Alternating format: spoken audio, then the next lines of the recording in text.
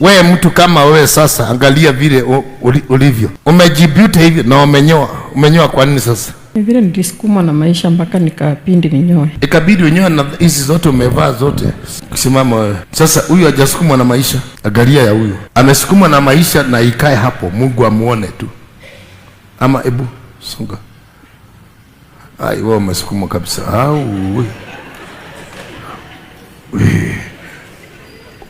umetoka wapi? Naivasha. Wacha nikupe at least ushanue utengeneze. Shika hizi 2 3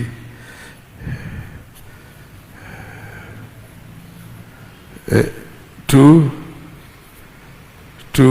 3 4. Chukua yote uende utengeneze vizuri.